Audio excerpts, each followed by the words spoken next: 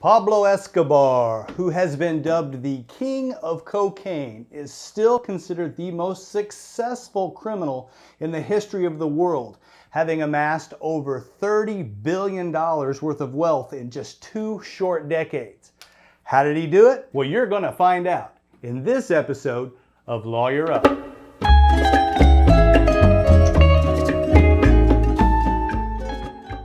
Hey everybody, welcome back to the channel. My name is Joshua Roberts, attorney at law, and today we are going a little cocaine casual in honor of the topic of the history of cocaine. We're going to talk about where it comes from, the different forms of cocaine, how it's used. We're going to talk about how it's made, and of course, no discussion of cocaine would be complete without looking at the life and times of Pablo Escobar and his smuggling of drugs into the United States during the 70s and the 80s. Hey, if you like my GTA Vice City look, then hit that like button. If you want to know more about the law, subscribe. If you got something to say, comment below. And as always, I love it when you share me on social media. So let's talk about cocaine or coke or blow, or it goes by a lot of different names. But essentially what it is a strong central nervous system stimulant that is most frequently used as a recreational drug. Now, cocaine is either the second or the third most popular recreational drug in the world.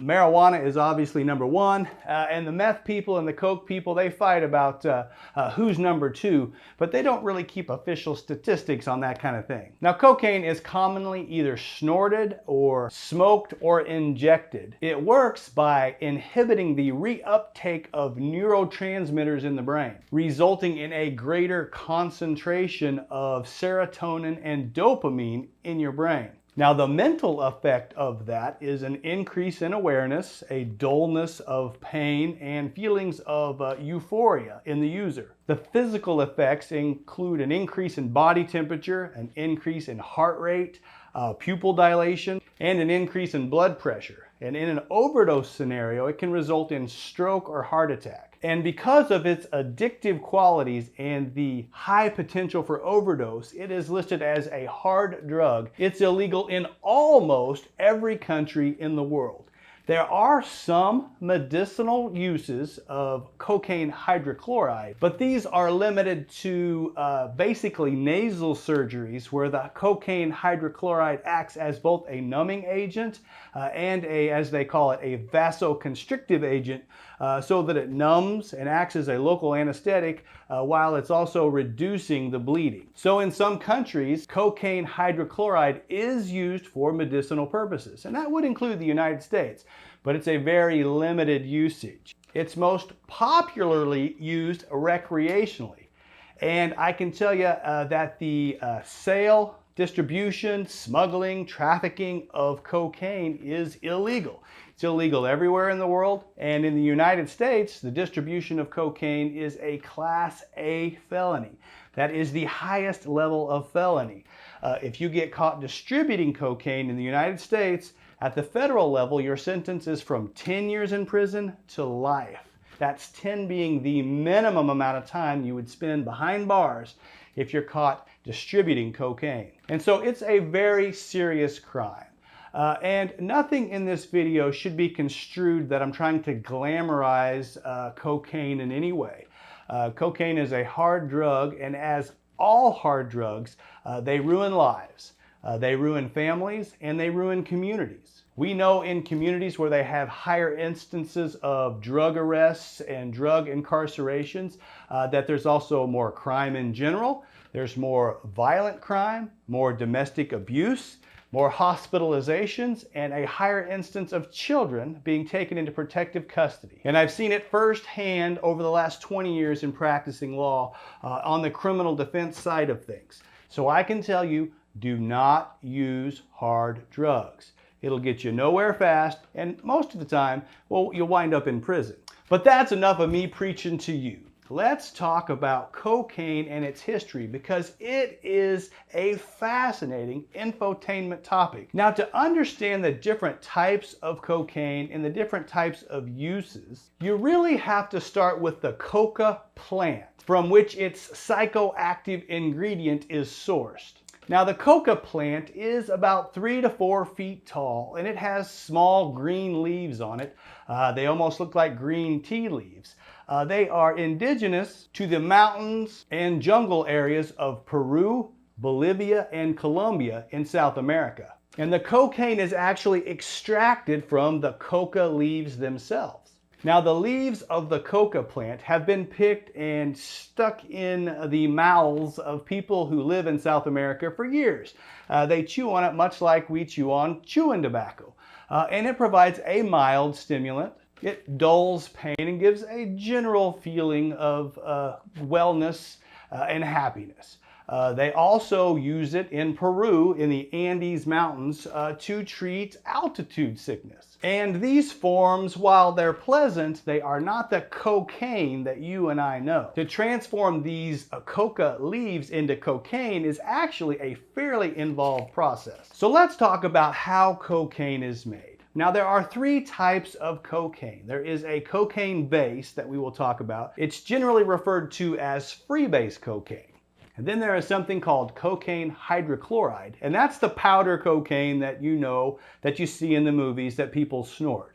There's also crack cocaine. And we'll talk about how you make each one of these types of cocaine, because each one is different basically in the method that it's created, in its consumption, and then also in its costs. So let's talk about the steps that one goes through to make cocaine. Now, these vary. There's different methods, and they can do this in different quantities and in different places. But this is the general method that most of the cocaine that comes from South America, this is how it's made. And the first phase is called the extraction phase. And this is done by the farmers in the mountains of Colombia and Bolivia and Peru. The first thing they do is they pick the leaves off of the coca plant. They take these leaves and then they spread them out on a tarp and they let them dry for about a half a day. The next step is to chop up or mulch the coca leaves. And they can do this by hand or machine. Some use weed whackers to actually go through and chop up the leaves. Once the leaves are chopped up, they're spread out again and they are sprinkled with a combination of powdered cement. Yeah, that's powdered cement, if you can believe that. Sulfuric acid and phosphorus. These substances are sprinkled over the leaves, and then the leaves are mixed together, kind of like a salad, so you get an even coat over all of the coca leaves. From there, you take these leaves and you put them in a 55-gallon drum, and then you add gasoline. They use diesel gasoline, or they call it petrol. You add the gasoline to the drum with the leaves and you let it sit overnight. When you come back the next morning, the cocaine has now been extracted from the leaves, and we start the next stage, which is called the base stage. In the base phase, the farmers drain the liquid out of the 55-gallon drums. They're left with drums full of leaves, and they're done with the leaves at this point. That can be discarded. What they want is this green fluid. It's a mixture of cocaine and diesel gasoline. However, they don't want it in that form. So they put it in another barrel and they add ammonia to it. And when you dump in the ammonia, it immediately causes a chemical reaction where it turns this green liquid, it turns it milky white as the gasoline molecules are attaching to the ammonia molecules and they're releasing the cocaine. What you're left with is this creamy, milky white substance. And from there, the farmers take it and they pour it through a filter. Most often they use cloth. The ammonia and the gasoline pours through the cloth, and what is caught by the cloth is this kind of milky, white, gooey substance. And that is the cocaine. That's called cocaine base. The farmers call it pasta base, and it's a milky white substance that looks similar to the cocaine that you and I know and see in the movies. And the farmers dry this base cocaine, and that's usually as far as the farmers will take it. They will sell it to cartels or sell it to intermediaries who take the pasta base or the cocaine base to, most of the time, to cocaine labs to be processed into the next phase, which is called the hydrochloride phase. Once you get your base or your free base cocaine into a lab, or you can do this in a kitchen, but on the large scale, they do it in cocaine labs in South America. You take the cocaine base and you give it a acetone and water bath. Then you bring the bath up to a boil and mix in hydrochloric acid. This creates a crystallization of the cocaine base and transforms it into cocaine hydrochloride. From there, you drain off the solvents again, and that cocaine is pressed. It's either done by hydraulics or by hand to get rid of all of the excess liquids and solvents. From there, the gooey white mass that is left is poured into what they call bricks or molds. And they hold about what will ultimately weigh about a kilo of cocaine. Once the mix is poured into these bricks, they're allowed to dry. And in the olden days, they would dry outside in the sun. But in modern cocaine labs, they just stick them in a microwave oven to dry the cocaine. The finished product is cocaine hydrochloride, the powdery cocaine that most people are familiar with. Now at this point, the cocaine is ready to go, but we know that cocaine is very expensive. We'll talk about statistics a little bit later. And drug dealers are always thinking about ways where they can expand their profits or make their product go further.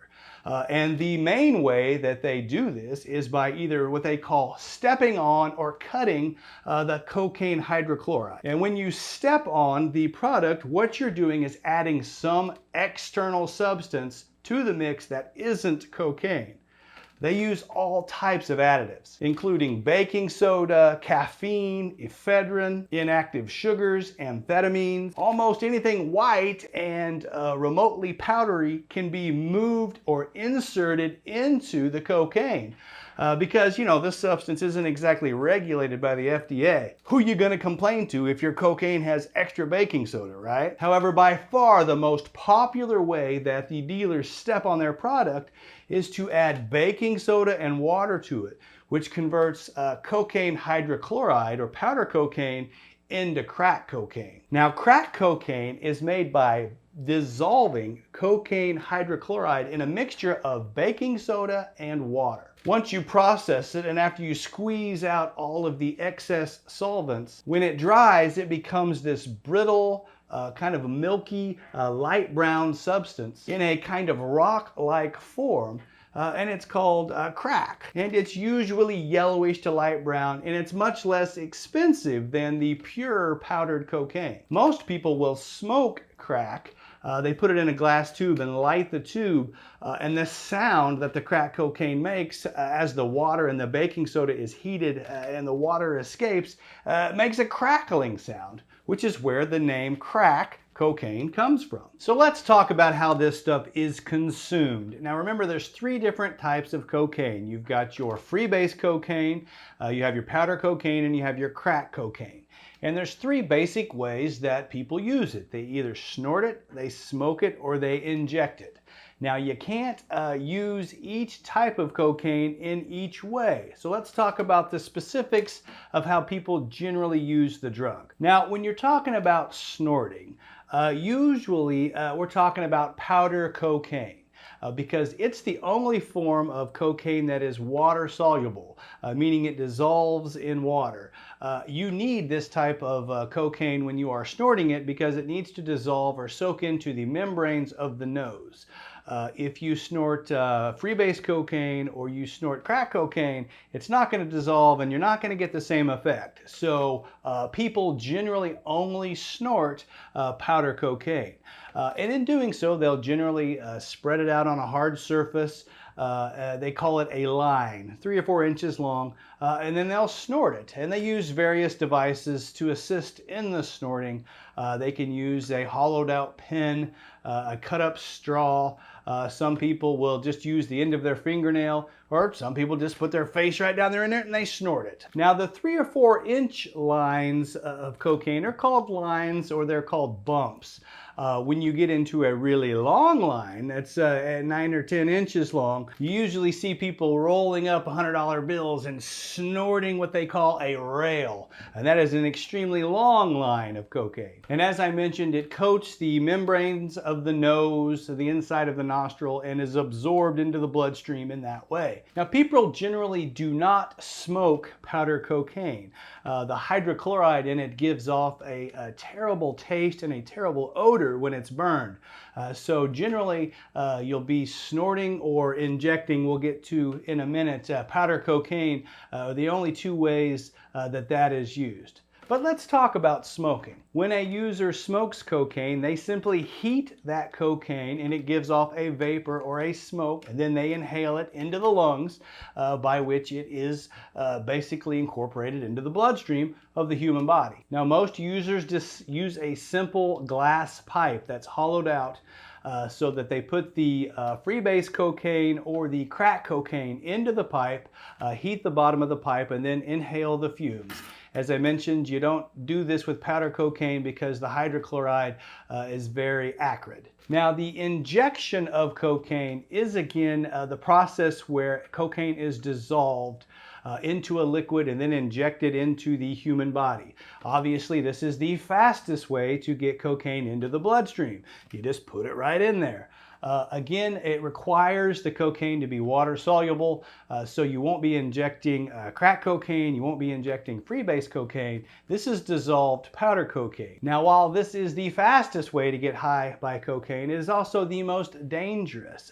Number one is because there could be an embolism or a blockage in the vein caused by whatever was added to the cocaine to cut it, these foreign substances. The user is also subject to all types of blood-borne infections if they don't use sterile equipment. So it's a very dangerous thing to do, injecting cocaine. And a particularly deadly form of injection is mixing cocaine with heroin. This is known as a speedball, and it is a killer. This is exactly the combination that is responsible for the deaths of John Belushi, Chris Farley, River Phoenix, Lane Staley of Alice in Chains, comedian Mitch Hedberg, and Philip Seymour Hoffman. All died of an overdose from doing a speedball. So don't even think about doing one. Now, last but not least, there's something called plugging. It's a little weird. It's where you take the powder cocaine and you form it into a ball or a suppository, and then you stick it in, well, any hole on the body. And people do this, yes, including that hole. Apparently, you can get high that way. It's not one of the most popular ways to use the drug, but people do take cocaine and stick it in places where the sun don't shine. A little weird, yeah. So let's talk about some statistics and pricing when we're talking about cocaine. Now, the price of cocaine, interestingly, varies drastically depending upon what part of the world that you are in. And today, 75% of the world's cocaine comes from the country of Colombia. So let's start with the farmers of Bolivia, Peru, and Colombia. Now, an acre of the coca plant will produce about 250 pounds of coca leaves. And it takes about 1,000 pounds of these coca leaves to give us 1 pound of cocaine. If you convert that to kilos, 1 kilo of cocaine is 2.2 pounds. So what that means is you need 10 acres of coca leaves to produce 1 kilo of cocaine. That's the bad news. The good news is you can harvest these leaves up to 6 times a year. So 10 acres of coca leaves will produce about 6 kilos of cocaine per year. Now, this cocaine base that the farmers generate that I told you about earlier, it goes for about $1,000 a kilo, and they sell this to the cartel or intermediaries who turn it into hydrochloride cocaine or powdered cocaine. Now in Colombia, you can buy a kilo of powdered cocaine for about $2,000 a kilo. However, if you take that same cocaine and you transport it to the United States, it goes for anywhere between $25,000 and $30,000 a kilo here in the States. And if you're willing to bust it up and sell it by the gram, it's going for about $100 a gram. If you think about it, there's 1,000 grams in a kilogram. So if you're getting $100 a gram, that's $100,000 a kilo. If you're willing to break the cocaine up and sell it individually. That is a lot of money. And that's why people are willing to kill and be killed over the sale and the transfer of cocaine, which is exactly why the most successful at it of all time, Pablo Escobar, is considered the wealthiest criminal in history, because he was able to do it over the course of 2 decades and build a criminal enterprise that's really never been duplicated since.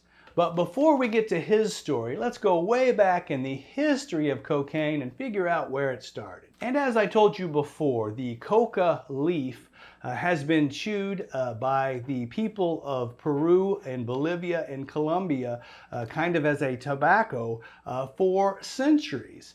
I told you it gives them kind of a mild stimulant effect, a pleasant feeling, a feeling of euphoria. And it's also infused with tea and used to treat altitude sickness in the Andes Mountains. However, that form of consumption is not the cocaine that we know of today. The isolation of the actual cocaine alkaloid was first done in 1850. Now, alkaloid is just a fancy word for a compound from a plant that has a physiological effect on the human body. Cannabis, opium, and of course cocaine, all alkaloids. And the original use for the alkaloid of cocaine was for medicinal purposes. In 1855, a German chemist by the name of Albert Niemann gave cocaine its name. Of course, coca is named after the plant that the leaves come from. And "-ane" is actually a common suffix for a local anesthetic, like Novocaine. So at that time, it was used as a local anesthetic, so it was named coca-cane, or cocaine. And while it was originally used for medicinal purposes, it didn't take people long to start using it in a recreational basis. In 1860s, the cocaine was mixed with wine in what was called a coca wine, the most popular of which was called Vin Mariani. And it was a favorite of Pope Leo XIII in Rome, who was said to never have been found without a flask at his side. Not to be outdone, over here in the United States, a man by the name of John Pemberton made his own coca wine. However, in 1855, alcohol was declared illegal in the state of Georgia, where he was making his coca wine. So he had to quickly shift gears from his sweet wines into another sugary substance. What he came up with, he called it a cola, and thus Coca-Cola was born. And between 1886 and 1906, Coca-Cola had what they call coconized leaves in it. So when people say, I heard that Coca-Cola used to have cocaine in it, that's actually true. It did for about 20 years until the Food and Drug Act of 1906 was passed, after which time Pemberton had to source decoconized coca leaves for his Coca-Cola product. Skip to 1910 and you could buy cocaine in drugstores. In fact, on Beale Street in Memphis, Tennessee, it was originally known for cocaine sales and not for music. And the popularity of cocaine grew until about 1914, when it was declared illegal in the United States. After that time, cocaine was really dormant in the U.S. Until about the 1960s, when we were hit with the hippies. Now, the hippies weren't doing cocaine. They were doing marijuana and LSD, and they were doing their thing.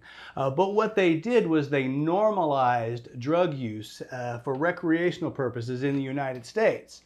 So when the next generation came along, they wanted their own drug. and they adopted cocaine as the drug of the 70s and the 80s that fueled the mantra of sex, drugs, and rock and roll. It was also during the 70s where Pablo Escobar was learning his craft down in Colombia. And while his story has been memorialized in countless movies, and most recently in the Netflix series Narcos, what he did is amazing. He was able to build essentially a $30 billion empire in just 2 decades over basically the sale of cocaine. After Escobar learned the smuggling trade in the 70s, by 1976 he was the head of the Medellin cartel in Colombia. Escobar established trade routes and smuggling routes all over the world, and was basically single-handedly, or at least principally, responsible for the explosion of cocaine use in the United States in the 70s and the 80s. It is estimated that at his height, he was moving between 70 and 80 tons of cocaine into the United States on a monthly basis. And this was certainly not without its troubles. Escobar had to battle the authorities, both home and abroad. He had to fight with other drug cartels, and it's estimated that he was responsible for or ordered up to over 50,000 deaths. And this included anybody that stood against him, including politicians, judges, witnesses. Anybody that stood against his cartel was targeted to be eliminated by the Medellin cartel. And in the middle of it all, in 1982, Escobar was elected to the Chamber of Representatives in Colombia. And he became wildly popular with the local people as he went from town to town building schools and community centers and houses. And he became one of the, almost like a Robin Hood character with the natives of Colombia. In fact, at his funeral, 25,000 people attended. So Escobar is one of the most polarizing people in the history of the world. He is absolutely vilified by many and loved by many others. In 1991, Escobar surrendered to Colombian authorities and entered into an agreement whereby he would avoid extradition to the United States, where he was facing several life sentences if convicted. The arrangement that he worked out with the president of Colombia was that he would serve a 5-year sentence in Colombia in a jail that he himself built. Well, that lasted about 6 months, and then Escobar escaped. That's a shocker. And he was on the lam for another year and a half before he was finally cornered and killed in a shootout with the Colombian National Police. Now, whether he was killed by the police or he took his own life, that is still the subject of debate and lore. But regardless, in 1993, he was killed at the age of 44. So how did he do it? How did he smuggle all of those drugs into the United States? Well, in the beginning, he just did it by airplane. He would load an airplane full of cocaine, fly it from his property in the Bahamas and land in Miami.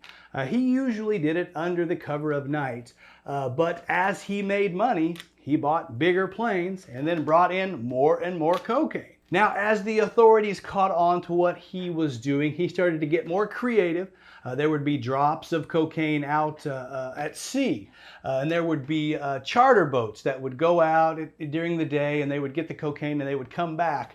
It wasn't out of place for these commercial fishing vessels to leave and then come back at the end of the day, and so often these types of businesses were incorporated into drug drops of cocaine that were made out at sea. Escobar also started doing land drops through Mexico, where he would coordinate with the Mexican cartels and drop drugs at various secluded locations in Texas, right across the border. And maybe most interestingly, right before his death, they purchased 2 Russian subs. These were remote control subs, but you could load basically a ton of cocaine.